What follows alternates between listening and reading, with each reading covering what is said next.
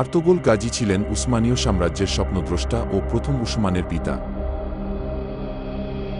তিনি একজন ঐতিহাসিক এবং কিংবদন্তি চরিত্র হিসেবে পরিচিত। তাকে কেন্দ্র করে প্রচুর গল্প এবং টিভি সিরিজ তৈরি করা হয়েছে। যদিও তার আসল উক্তি নিয়ে সরাসরি কোনো ঐতিহাসিক তথ্য পাওয়া কঠিন, কিন্তু তাকে কেন্দ্র করে টিভি সিরিজে কিছু উক্তি জনপ্রিয়তা পেয়েছে।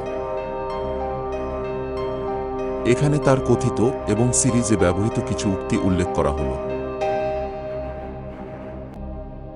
আমরা অন্যায়ের বিরুদ্ধে সংগ্রাম করি এবং আমাদের তলোয়ার ন্যায়ের পক্ষে চলে। যখন তুমি ন্যায়ের পথে চলো, আল্লাহ তোমার পথ প্রদর্শন করবেন। শত্রু যতই শক্তিশালী হোক না কেন, সাহস ও ঈমান সবসময় বিজয়ী হয়। আমাদের হৃদয়ে আল্লাহর প্রতি ঈমান আর আমাদের হাতে আমাদের তলোয়ার। ভয় কোনো সমাধান নয়, তা হল ন্যায়ের পথে বাধা। প্রতিটি যুদ্ধে জয় শুধুমাত্র তলোয়ার দিয়ে অর্জিত হয় না, বিশ্বাস ও বুদ্ধিও প্রয়োজন।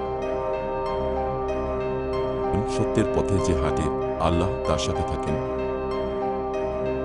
যুদ্ধের মাঠে সাহসীদের জন্য স্থান কাপুরুষদের জন্য নয়। ন্যায়ের জন্য সংগ্রাম করা আমাদের ধর্মীয় দায়িত্ব। অন্ধকার যত গভীর হোক না কেন, আলো সর্বদা পথ দেখাবে। ন্যায়ের পথে হাঁটতে হলে কখনো কখনো কাঁটায় পা পড়বে, কিন্তু থেমে যেও না। একজন নেতা তার জাতিকে সামনে নিয়ে চলে, পিছিয়ে দেয় না। শত্রু তোমাকে যতই ঘিরে ধরুক, ঈমানের শক্তি সব বাধা ভাঙতে পারে। আমাদের শত্রুরা আমাদের বাহ্যিক শক্তি দেখে ভয় পায়, কিন্তু আমাদের আসল শক্তি আমাদের ঈমান। কঠিন সময়ে সবার সাহসের পরীক্ষা হয়, কিন্তু কেবল প্রকৃত বিশ্বাসীরা টিকে থাকে। যোদ্ধার আসল শক্তি তার তলোয়ারে নয়, তার বিশ্বাসে। পরাজয় মানে সবসময় হেরে যাওয়া নয়, বরং পরবর্তী বিজয়ের জন্য প্রস্তুতি।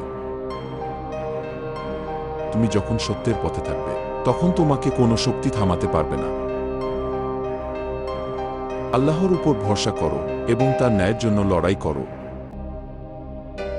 অসাধারণ কিছু অর্জন করতে চাইলে অসাধারণ কিছু করতে হবে। যে তলোয়ার ন্যায়ের জন্য ওঠে, তা কখনো পরাজিত হয় না। কঠিনতম পথই সত্যিকারের পথিকদের জন্য। বিজয় তাদের জন্য নয় যারা সংখ্যায় বেশি, বরং যারা ঈমানে দৃঢ়। নেতার দায়িত্ব শুধু নেতৃত্ব দেওয়া নয়, অন্যদের সঠিক পথে পরিচালিত করা। আমাদের প্রতি বিশ্বাস আল্লাহর দেয়া, তাই আমাদের কাজও আল্লাহর জন্য হতে হবে। আল্লাহর পথে হাঁটলে সকল অন্ধকার পেছনে ফেলে আসবে। তুমি যখন তোমার বিশ্বাসের জন্য লড়াই করবে, তখন কেউ তোমাকে থামাতে পারবে না। ন্যায়ের জন্য সংগ্রাম করা মানে আল্লাহর নির্দেশ পালন করা। পরাজয় হলো একটি শিক্ষার মতো, যা ভবিষ্যতের বিজয়কে মজবুত করে। অন্যায়ের সামনে নীরব থাকা অন্যায়কে সমর্থন করার সমান।